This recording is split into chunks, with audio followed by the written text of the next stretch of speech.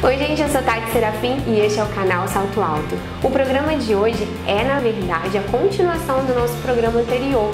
Nós vamos falar sobre amamentação, aleitamento materno. Rendeu tanta coisa, tantas dúvidas, tanto assunto que a gente decidiu estender o programa da semana passada para essa semana também. Então, se você quer conferir comigo mais informações sobre amamentação, continue assistindo que o programa Canal Salto Alto já está no ar.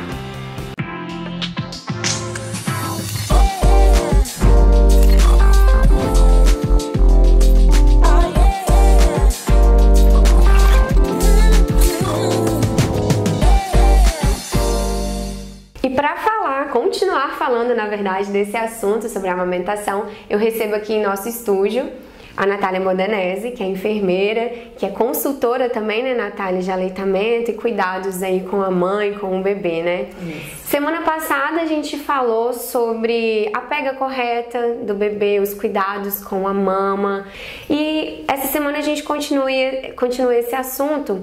E se houver a necessidade, a indicação médica de entrar com a forma? Como que a gente faz isso sem ter aquele medo de haver aquela confusão de bico e o bebê acabar largando de vez o peito? Bom, então geralmente, né, é importante lembrar que a introdução do complemento, ela precisa partir após uma avaliação, né, do profissional, no caso o pediatra, enfim. Então a gente não deve, o ideal é que a gente não comece por conta própria, até para não comprar de repente uma fórmula que não é adequada, enfim. Então quando há, né, essa prescrição, a gente, primeiro que o ideal é você não utilizar de cara a mamadeira, né? Porque, como eu falei na semana passada, o bico da mamadeira é diferente do bico do peito, então provoca essa confusão de bico, que aí geralmente o bebê ele vai morder e não sugar. A forma como ele extrai o leite dali é diferente de como ele extrai o leite da mama. Então, assim, tem algumas alternativas. A mais utilizada, a mais referenciada é a utilização do copo, né? Você oferecer o leite no copinho. Pode ser um copinho de vidro, tipo um copinho de cachaça, né? Aquele copinho pequenininho que a gente compra. Pode ser um copinho de café, né? O ideal, uma xícarazinha pequena, né, de café. O ideal é que seja algo que você consiga fazer uma boa higienização, né? Enfim. Então o bebê ele precisa ficar mais sentado, né? Ele tem que ficar mais sentado, ele não pode ficar deitado, assim como também para oferecer a mamadeira, o ideal é que o bebê fique numa posição, a gente nunca deve dar, por exemplo, no caso, né, a mamadeira dá e deixar o bebê tomar deitado, tá bom? Mesmo para bebês maiores. E no caso do copinho, quando for oferecer, né, pelo cuidador que vai fazer, o bebê precisa ficar numa posição mais inclinada, né? Ele não pode ficar deitadinho. Então ele vai estar inclinado com um bom suporte. Geralmente a gente vai dar um suporte para o bumbum e um suporte para a região cervical. Às vezes a gente acha que tem que dar suporte para a cabeça. A gente não tem que dar suporte para a cabeça, a gente tem que dar suporte para o pescoço. Entendi. Né? E aí você vai oferecer o copinho para o bebê, nunca virar de vez o copinho, vai oferecendo aos poucos e o bebê vai fazendo esse processo de retirar o leite do copinho com a linguinha. Uma outra opção que é muito utilizada também é a gente chama de a mamadeira de colher, né? Enfim, ou colher dosadora, né? Que é uma opção também. Você coloca o leite. Eu gosto da colher porque você consegue ver o volume que está sendo ofertado. No copinho às vezes fica um pouco mais difícil. Então uma opção seria essa, você consegue colocar o volume. E aí da mesma forma que o copinho, você vai colocar o bebê nessa posição também, né, mais inclinado.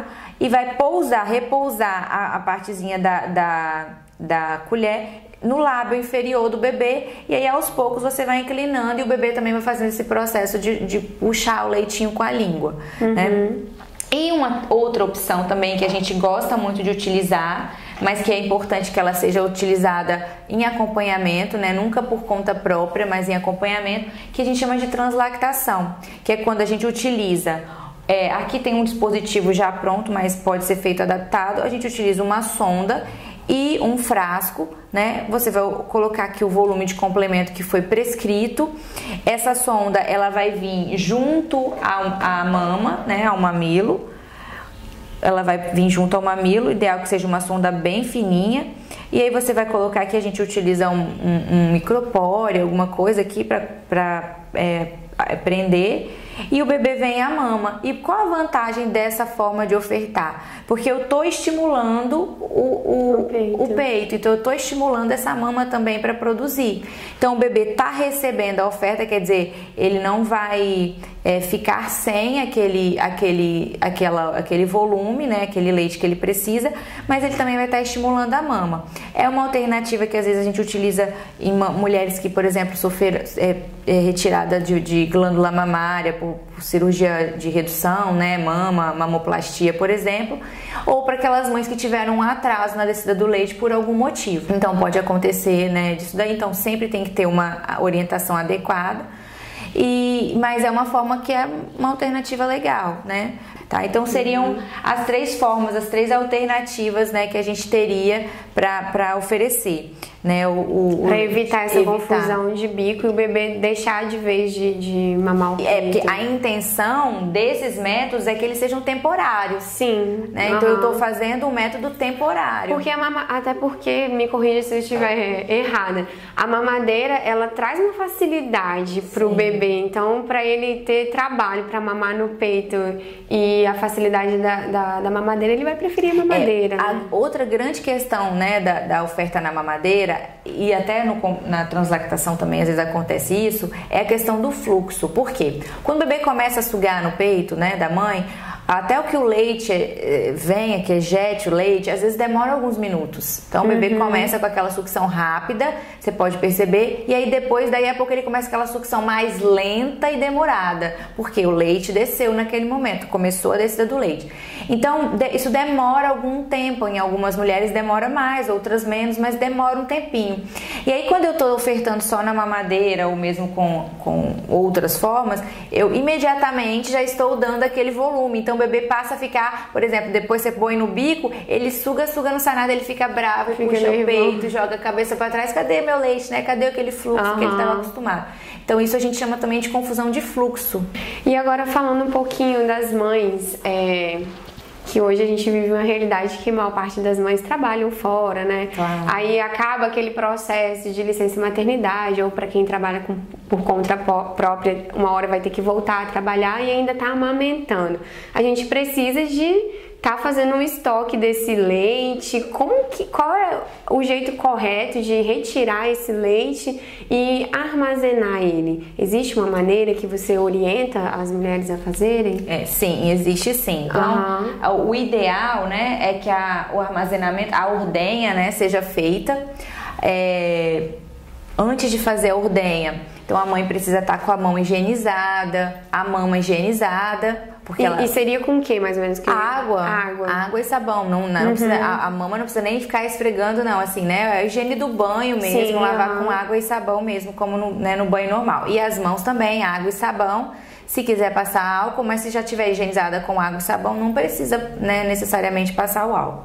Então, depois da higienização, os utensílios também, todos têm que ser utilizados. Então, você vai precisar de um frasco, normalmente ou um frasco de vidro com tampa de plástico, ou um frasco próprio para armazenar leite materno, né? Tem alguns saquinhos, enfim, tem várias formas, mas o ideal ainda é o de vidro, porque é o que não transfere, né, as substâncias, enfim, que possam ter naquele plástico para o leite.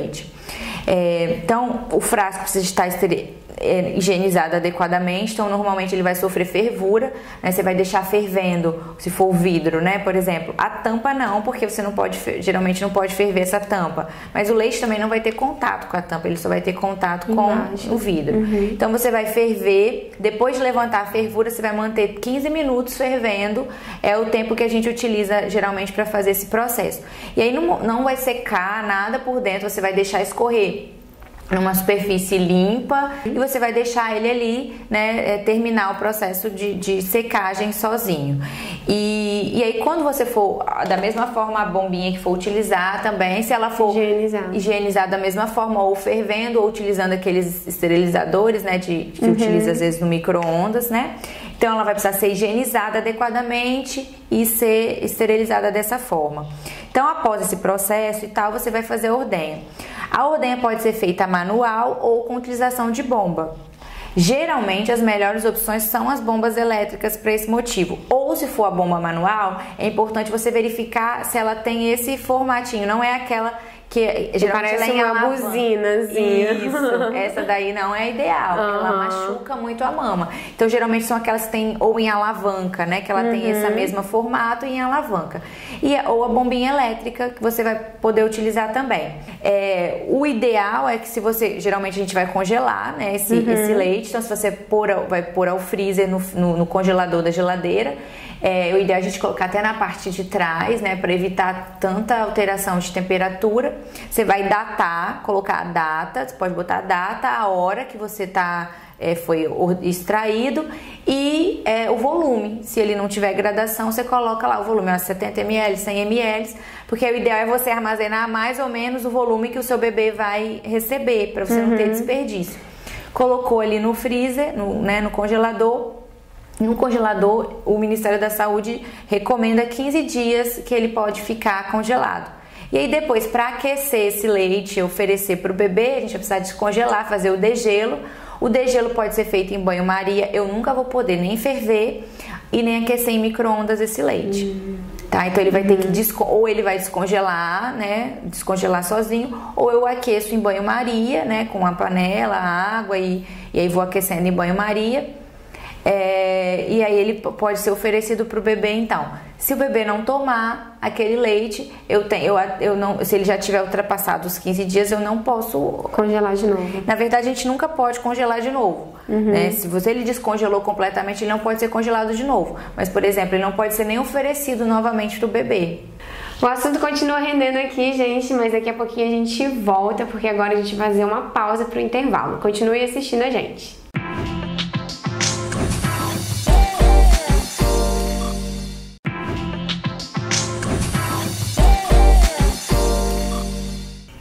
Já estamos de volta com o canal Salto Alto, dando continuidade aqui ao nosso assunto sobre a amamentação, né, o aleitamento materno. E uma das coisas, gente, que gera muita dúvida nessa fase da vida da mulher, da mãe, né, a amamentação, são os palpiteiros, né? Muito ainda com relação ao que a gente come, se interfere no leite, se afeta o bebê de alguma forma, se pode gerar cólicas e algum outro tipo de problema para o bebê. Então, para a gente falar sobre isso, eu aproveitei que eu entrevistei a nutricionista Mirella Dadalto, que é materno-infantil, né? Ela é especialista nessa área, e olha só o que a Mirella falou com relação a esse assunto.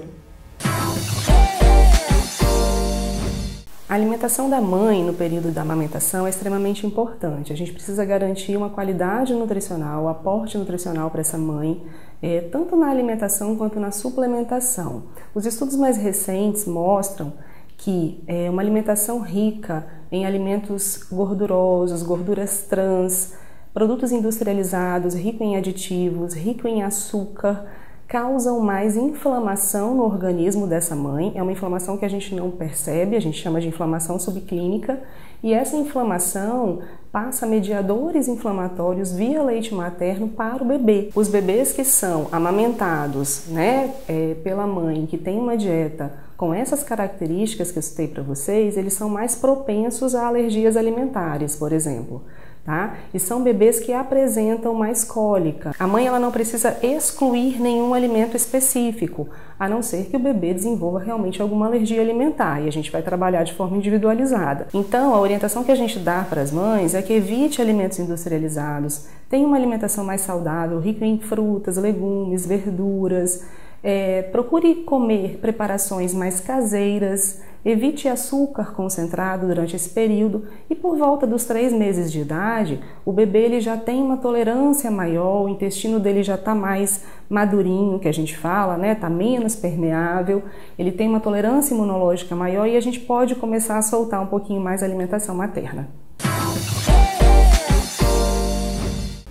E aproveitando esse assunto sobre, né, a questão do que passa pelo leite, eu aproveito aqui e falo com a Natália Natália, essa questão de medicação que a gente toma, isso pode interferir no leite também? Ou de repente dar nosso filho para outra pessoa amamentar, isso pode? É indicado? Como que é? Me fala. Bom, então assim, vamos lá. Primeiro em relação, né, a essa... Antigamente falava, né, mãe de leite. Na verdade a gente chama de amamentação cruzada, né, que é quando o bebê recebe o leite de outra mãe, né. Então, hoje essa prática não é indicada, porque existem várias doenças que podem passar pelo leite materno e substâncias que podem passar pelo leite materno, né. Algumas substâncias que a mãe consome ou mesmo algumas doenças, por exemplo, como HIV, a gente sabe que ela pode, né, passar pelo leite, então não é recomendado. Aí às vezes vem aquela dúvida, porque me falam assim, mas e no banco de leite? Aí os bebês que recebem leite? Pois é, mas aquele leite do banco de leite, ele passa por um processo chamado pasteurização, e nesse processo ele sofre uma alta e baixa temperatura que vai possibilitar a eliminação desses eventuais micro-organismos ou substâncias nocivas para o bebê. Então, por isso que, né, o leite pasteurizado, o leite do banco de leite pode ser oferecido, mas o leite de outra mãe que não passou por esse processo, a gente diz que não recomenda essa prática. Por quê? Mas eu conheço a pessoa. A gente conhece, mas a gente não sabe de, né, todos os aspectos da vida da pessoa, né? E algumas doenças, por exemplo, como HIV, você pode ter a janela imunológica, a pessoa pode estar contaminada, mas ter os exames negativos, por exemplo, até que aquilo ali realmente se manifeste. Então, não é recomendado.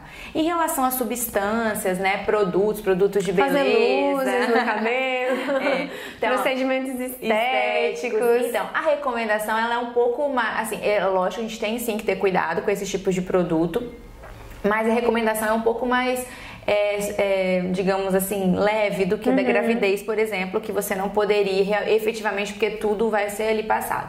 Em relação aos medicamentos, tem um site hoje, né, que eu gosto muito de indicar, eu indico até para as mães que eu acompanho, para as minhas pacientes, que é um site chamado elactância.org.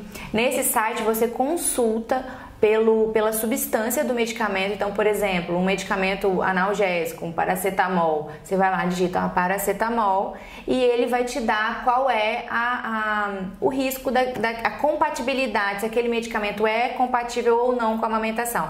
É claro que toda medicação deve ser prescrita e indicada pelo médico, você deve, né, inclusive, consultar o médico antes de tomar, mas às vezes, enfim, numa situação você tá com uma dor de cabeça, você tem aquele remédio que você já era acostumado a tomar, e aí, você toma ou não toma, né? Então, numa situação dessa, você pode usar o site para fazer essa busca. Agora, a gente recebeu uma pergunta aqui que eu selecionei de uma seguidora minha no Instagram, é a Deia Possato. Ela perguntou se é verdade que tem a crise dos 3 meses na amamentação. Eu já ouvi falar muito nisso. Isso realmente acontece? Isso é mito? Então, o que acontece? Durante todo o desenvolvimento do bebê, né, desde que o bebê nasce, então a gente tem aqueles primeiros 3 meses do bebê, a gente chama, tem uma frase que eu gosto muito que é assim, quando a gente entende que a gravidez dura 12 meses e não 9, isso é libertador. Por quê? Porque esses outros 3 meses, esses 3 meses que o bebê está, né, logo após o nascimento, a gente chama de esterogestação. Existe uma teoria, né, que fala sobre isso, que seria o quê? Esse bebê é como se ele continuasse sendo gerado fora do útero. Então o bebê precisa de muito colo, de muito contato, de muito peito, né, da mama. Mas durante toda as fases, né, o bebê ele vai sempre apresentar saltos, a gente chama de saltos de desenvolvimento e saltos de crescimento. O que são esses saltos? São momentos que o bebê adquire habilidades novas. Então, por exemplo, no primeiro mês o bebê vai aprender a sorrir, depois o bebê vai aprender a pegar os objetos, levar a mãozinha, né? Primeiro levar a mãozinha na boca, depois pegar os objetos. Então, em determinados momentos esses saltos eles ficam mais evidentes, né? Então, esses 3 meses é justamente essa transição desse momento desse bebê que até então estava ali como se ele estivesse dentro do útero ainda, né? Para o momento que o bebê começa a perceber as coisas à sua volta. E uma coisa que acontece também é que em torno, lá para o 2º mês de vida mais ou menos, 2º ao 3º mês, a mãe ela acha que o peito dela não está mais produzindo leite. Por quê? Porque até o 2º mês a mama vive cheia. Geralmente no primeiro mês, aquela mama tá sempre cheia, aquele leite pingando. Até na hora de a gente tomar banho, não dá tempo nem de tomar banho direito. Já tá esguichando leite e tal. E aí o que acontece? Em torno do segundo, terceiro mês, isso diminui. Aí ela pensa, olha, meu leite tá fraco, meu leite secou, meu leite tá secando. O meu bebê tá chorando, então meu leite tá secando. E às vezes coincide justamente esses saltos de desenvolvimento do bebê com esse momento que o organismo da mãe começa a perceber, ele se autorregula. E associado a isso também, eu tenho um bebê que começa a mamar com mais efetividade. Então aquele bebezinho que no início às vezes precisava de muito tempo para esvaziar uma mama, agora com 5 minutos, 10 minutos ele vai esvaziar uma e vai querer saciado. Vai esvaziar uma, vai querer a outra e pronto. E aí a gente começa a ficar nessa situação, meu Deus, meu leite, né, e tal. Então o que é o meu principal fator para avaliar se o meu bebê tá, saber se o meu leite nesse momento, não, e aí, meu leite tá sustentando o meu bebê, ele tá conseguindo, né? Então, primeira coisa é você avaliar o desenvolvimento do seu bebê. Seu bebê está crescendo, está ganhando peso, seu bebê está fazendo xixi e cocô adequadamente, então muito provavelmente o seu bebê está sendo bem alimentado, né? Então isso a gente precisa ter essa tranquilidade. Os bebês não choram só por fome. O bebê chora porque ele tem fome, o bebê chora porque ele quer sugar, o bebê chora porque ele quer colo, o bebê chora porque ele quer contato, né? Sim. Ele quer atenção, o bebê chora porque ele quer passear. Às vezes ele tá entediado. Quando ele já começa a entender um pouco do mundo, assim, ele tá entediado, ele não quer mais ficar ali. Ele chora porque ele tem sono e ele precisa ser levado para dormir. A gente não, o bebê não vai dormir, chega uma determinada idade que dificilmente ele vai dormir ali se eu deixar ele ali quietinho e tal, ali no meio de todo mundo, por exemplo. Ele precisa ser conduzido para esse momento. Então preciso colocar esse bebê para dormir. Não quer dizer que eu vou sacudir o bebê até ele dormir, não. Mas ele precisa ser levado agora. E aí geralmente nesse momento é quando a gente está começando a estabelecer essas rotinas, né? Então o bebê precisa dessa rotina, dessa previsibilidade, né? Ele vai acordar, fazer mais ou menos as coisas da mesma forma. Ele vai acordar, depois de manhã ele vai, né, acordou, mamou, vai dar uma voltinha ou vai brincar um pouquinho, depois isso. E é aquela previsibilidade da hora dele, agora é hora da soneca, agora é hora do banho, agora é hora do passeio. E essa previsibilidade e essa oferta de colo, de aconchego, né, da segurança da mãe, do pai, da família para esse bebê, vai ajudar a passar com muito mais facilidade por essas crises, né? Essas etapas. Natália, eu acho que, assim, eu tiro até por mim como mãe, né, a experiência de ser mãe e a questão da amamentação, eu acho que requer muita paciência da gente, né? Eu acho que também esse contato que você falou com o bebê é muito importante. A gente escuta muito palpite, mas eu acho que a gente tem que buscar mesmo a orientação, né, de um profissional mesmo que entenda. Por mais que nossa mãe entenda, nossa sogra entenda, elas viveram esse momento em um outro período, né? Hoje em dia as coisas são tão diferentes, né? Muito obrigada pelas informações que você trouxe pra gente. Foi, assim, de grande valia. Eu tenho certeza que vai ajudar muitas mães. Quem tá grávida, quem já tá passando pela fase da amamentação, ou quem já passou e quer fazer diferente, de repente, no próximo filho. Foi muito válido mesmo. Quero te agradecer muito. E eu gostaria que você deixasse uma mensagem para as mães que estão nos assistindo, para não desistir da amamentação. O que você falaria para elas? Olha, gente, eu acho que é um mantra. O mantra da maternidade vai passar. Vai passar. Acho que não só na amamentação, sabe? Em tudo. Às vezes a gente fica achando assim, isso vai durar para sempre, né? E aí eu sofro com aquela situação, porque eu falo, não, e não vai passar e vai passar tão rápido. E a gente acha que é só com a gente, né? E não com todo mundo. Não é. E outra questão, assim, que eu acho que é fundamental é buscar ajuda. Sim. É buscar um apoio.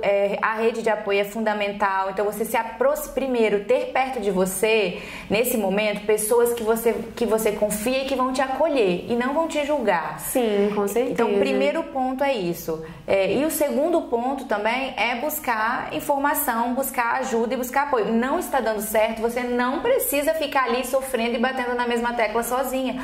Vai buscar ajuda. Às vezes o que a gente vê? A gente gasta tanto com enxoval, com, sei lá, carrinho de bebê caríssimo, com esses apetrechos todos, um quarto lindo e maravilhoso. Claro, não é pecado fazer isso, você pode, enfim, você deve fazer. Mas às vezes a gente acaba se esquecendo desse tipo de situação, que você é uma coisa que vai te ajudar muito mais, porque a roupa do seu bebê, ó, primeiro mês seu bebê vai usar o quê? Se nasceu no verão, só vai usar body. E são coisas que a gente valoriza, coisas que não tem tanto, não vai fazer tanta diferença na sua vida e na vida do seu bebê.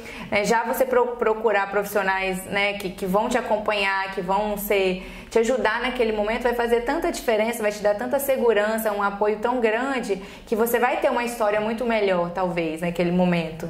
Com certeza. Então é isso, muito obrigada, tá? Imagina, foi um prazer.